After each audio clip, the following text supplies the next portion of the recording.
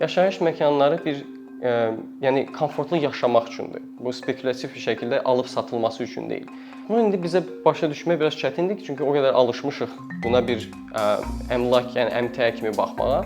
Problemi də odur ki, bir çox adam gentrifikasiyanı təbii bir proses kimi görür. Yəni bizim iqtisadi sistemdə hər hansı bir yerə sərmayə yatırılanda o yer gözəlləşir, gözəlləşəndə də bahalaşır. Yəni insanlar deyir ki, okey, bəs biz indi neyniyək? Yəni tikməyək, alaq satmayaq.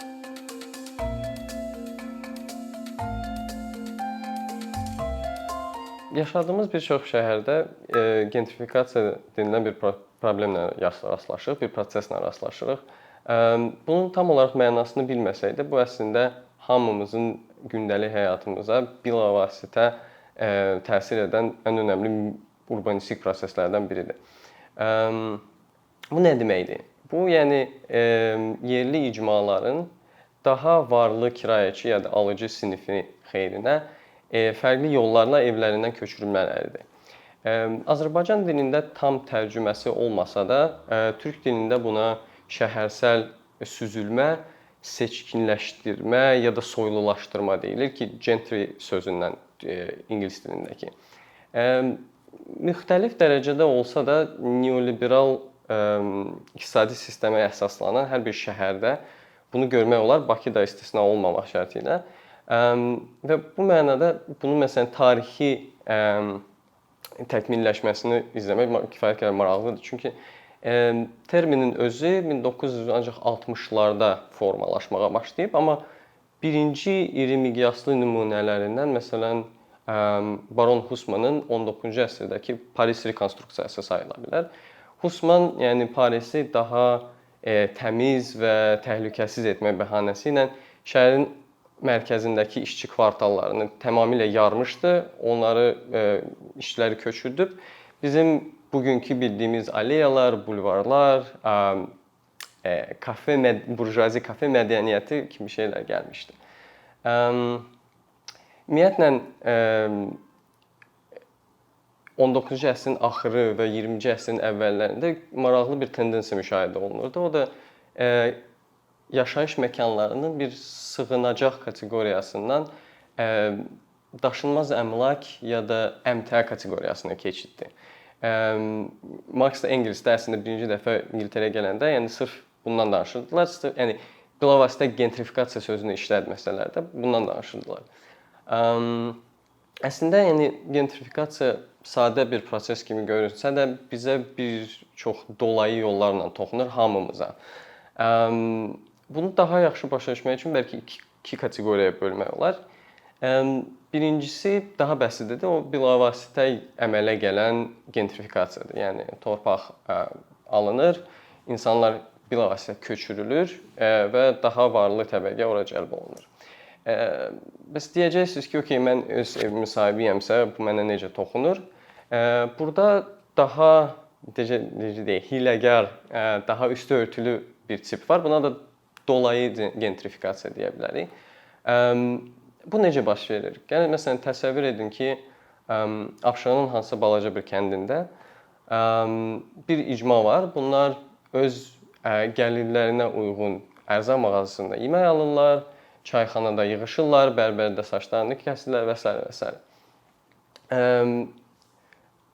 Bunları bilavasitə ev sahibləri olduğu üçün bilavasitə köçürə bilməyən investor onları icma edən dəyərləri pozmağa başlayır yavaş-yavaş. Yəni bu gəlirlərinə uyğun mağazanın yerinə bazar stor gəlir, çayxana yerinə daha dəbli coffee house-lar açılır, bərbər yerinə başqası gəlir və s. və insanlar yavaş-yavaş birincisi işsiz qalırlar, asudə vaxtını keçirməyə imkanları olmur, aralarında əlaqə itir və ev sahibləri ola-ola, yəni köçürməyə məcbur qalırlar. Bunun da əslində, yəni Azərbaycanda da bir çox nümunəsi olmasına, ən önəmlisi 20-ci əsrdə ki, bunlar da hamısı başlayıb, bu Manhattanın Soho rayonunda olmuşdu 60-ların illərdə. Ümumiyyətlə bu gentrifikasiya prosesini Şimali Amerikada katalizator olaraq sayıla bilən iki dənə önəmli fenomen var idi. İkinci Dünya müharibəsindən sonra deməli birincisi inkişaf etmiş ölkələrin emal sənayələrindən uzaqlaşıb daha çox finans, daşınmaz əmlak, servis, turizm və sonradan IT kimi sektorlara yönəlməsi və çünki həm birincisi daha prestijli idi, həm də get-gedə qloballaşan dünya kontekstində bu ucuzlaşırdı. Bu sənayələr köçmüşdü və şəhərin mərkəzindəki sənaye məkanları boş qalmışdı. İkincisi də təbii ki, American Dream konseptinin məfhumunun yaranması və bununla da imkanlı ağdərililərin, nüklear ailələrin daha etnik olaraq homogen bir icma qurmaq ümidi ilə suburbiyalara köçmələri, yəni balaca yaşayış məntəqələri idi əvvəlcə. Bununla da ümumiyyətlə şəhərin mərkəzindən bunlar köçmüşdülər və sərmayə də köçmüşdü. Yəni şəhərin mərkəzində sərmayə qalmamışdı, orada sırf kasıb təbəqə yaşayırdı, etnik azlıqlar və s. Deməli, günlərin bir günü bura bir qrup incəsənət xadimi köçür və bu tərk edilmiş, yıpranmış sənaye məkanlarını öz evləri və emalatxanaları eləmək fikrinə gəlirlər. Bunlar deməli 50-lərin əvvəlindən 70-lərin axırına qədər burada yaşayırlar. Bunu indiki kreativ dediyimiz abu-havanı təşviq edirlər. Rayon gözəlləşir. Buraya sərmayə gəlir, təzə restoranlar, mağazinlər və s. və s. İndi maraqlısı da nədir ki, deməli bu 70-lərin axırı artıq 30 il suburblarda yaşayan bu ağdərilərin uşaqları artıq suburbiyada yaşamaq istəmirlər. Başa düşürlər ki, şəhərin mərkəzi daha çox potensialı var, həm iqtisadi, həm sosial mənada. Və bunlar 70-lərin axırı təzədən şəhərə gəlmək istəyəndə investorlar başa düşür ki, buna tələbat var. Okey, neyniyək? Gəlin biz bu sənaye məkanlarını rebrand eləyək və eksklüziv, indi məsələn bizim memarlıqda loft stili dediyimiz ironik olsa da sırf bundan gəlir. Yəni o yıpranmış sənaye məkanlarının ən ucuz şəkildə təmir edib rebrand edən, eksklüziv bir şey kimi satılmağından gəlir.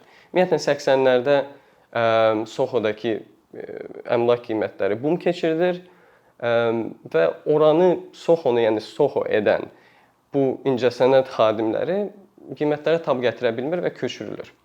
Yəni hal-hazırda da bu dünyada bir çox yerdə baş verir, amma bu yəni bu prosesin bir katalizatoru idi hardansa. Bunların hamısı belə necə deyim, pessimistik səslənə bilər, amma urbanizm tarixində yəni bu təcrübədən keçməli idi. Bir çox şey öyrənmişik və bu prosesin mənfi nəticələrini azaldmaq üçün bəzi praktikalar tərtib olunub.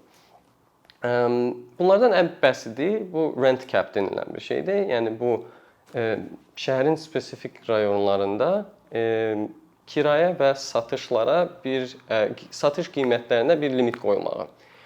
Bununla da sakinləri hardasa spekulativ qiymət sıçramalarından qoruyur. Yəni siz 400 manata kirayə qalırsınızsa, hansısa bir turizm axınından sonra sizin ev sahibi gəlib sizdən 1200 manat istəyə bilmir. Bu bəsit bir şeydir, amma ikincisi məsələn affordable housing, yəni əlçatan mənzil, yaşam məkanları. Bu da nə deməkdir? Yəni təzə tikilən hər hansı bir lüks yaşayış məntəqələrində bunların bir qismini bazar qiymətindən aşağı qiymətə satılır. Yəni buna affordable, əlçatan deyilir. Bu adətən yəni ömürlük olmur, 40 illik olur. Ondan sonra təzədən bazar qiymətinə dönür, amma ən azından o təzə köçürülmüş icmaları orada yer verilir və əvvəldə iqtisadi olaraq ayaq üstündə dayanmağa kömək edir. Problem odur ki, bu həllərin ikisi də yəni problemin kökünü yox, simptomlarını aradan qaldırmağa çalışır. Çünki problemin kökü torpaq və əmlakın gətirdiyi səlahiyyətlərin qeyri-mütənasib şəkildə bölünməsidir. Yəni bu problemi də əslində aradan qaldırmaq üçün maraqlı bir praktika var. Bunun adı CLT-dir, yəni Community Land Trust. Bu əslində torpağın və əmlakın idarə edilmə modelidir hardasa. Bu necə baş verir? Birincisi CLT qeyri-kommersiya təşkilatı olur. Bu təşkilat torpağı alıb orada mənzillə tikəndən sonra bunları uzun müddətli kontrakt əsasında hardasa satır ya da uzun müddətli kiraya verir. Və kiraya satanda bunu bazar qiymətindən aşağı bir qiymətə eləyir ki, burada nə baş verir? Siz məsələn gənc bir ailəsiz. Siz bu evi nisbətən ucuza alırsınız. Bu ev olur sizin. Torpağın mülkiyyət hüququ CLT-də qalır. Yəni siz sabah orada lüks otel tikmək istəsəz icazə verilməyəcək buna. Amma özünüz nisbətən ucuza ev alırsınız. Özünüz də 99 illik olur bu kontraktlar. Yəni özünüz də uşaqlarınız da orada rahat bir şəkildə yaşaya bilir. İstədiyiniz vaxtda bunu sata bilərsiniz, amma yenə aldığınız şəkildə bazar qiymətindən aşağı qiymətə. Yəni bunun ümumiyyətlə mesajı odur ki, yaşayış məkanları, özəlliklə indiki yaşayış məkanlarının qıtlığı var bütün dünyada. Yaşayış məkanları yəni komfortlu yaşamaq üçündür. Bu spekulativ bir şəkildə alıb satılması üçün deyil. Bunu indi bizə başa düşmək biraz çətindir, çünki o qədər alışmışıq buna bir əmlak, yəni əmtəə kimi baxmağa. Və problemi də odur ki, bir çox adam gentrifikasiyanı təbii bir proses kimi görür. Yəni bizim iqtisadi sistemdə hər hansı bir yerə sərmayə yatırılanda o yer gözəlləşir, gözəlləşəndə də bahalaşır. Yəni insanlar deyir ki, okey, bəs biz indi neyniyək? Yəni tikməyək, alaq satmayaq.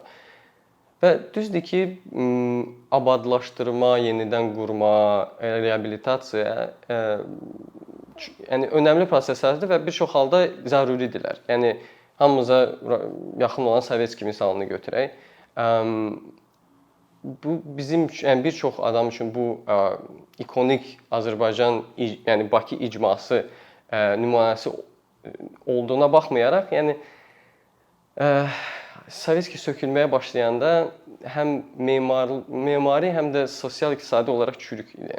Yəni bu da hardasa ikinci tip gentrifikasiya nümunəsi ola bilər. Çünki oradakı yaşayan insanların bir çoxu orada həm yaşayırdılar, həm işləyirdilər, həm asudə vaxtlarını keçirirdilər, bir-birlərini tanıyırdılar və s. Yəni rayon dəyişəndən sonra işlədiyin tipdə iş qalmır, cibivə uyğun ərzaq ala bilmirsə və s. və s. Və Sovetski nümunəsində bu narkomaniya ilə nəticələnmişdi. Amma ümumiyyətlə indi ondadır ki, bu reabilitasiya lazımdır və həm memari, həm də iqtisadi olaraq. Sadəcə sual ondadır ki, reabilitasiya nə deməkdir? Yəni bu icmaların sırf köçürülmələridirmi, yoxsa bu reabilitasiya prosesində onların cəlb olunması? Yəni community participation məsələsidir. Burada da əslində bununla bitirmək istəyərdim ki, biz Azərbaycan, yəni Bakının gentrifikasiya sürəti təbii ki, Şimali Amerika ilə qiyaslana bilməz. Və bu mənada bizdə təzə-təzə başlayır bu proses. Və bu mənada bizim bir çox şansımız var ki, dünya təcrübəsindən, tarixindən öyrənək və potensial olaraq bəzi səhvləri etməyək. Yenə deyirəm, bunun tək yolu da bu diskursun, ümumiyyətlə bu diskussiyanın sadəcə memarlar, urbanistlər arasında yox, daha geniş icma olaraq bundan danışılması, xəbərdar olunması, daha şəffaf və publik şəkildə bunu müzakirə etməmizdir.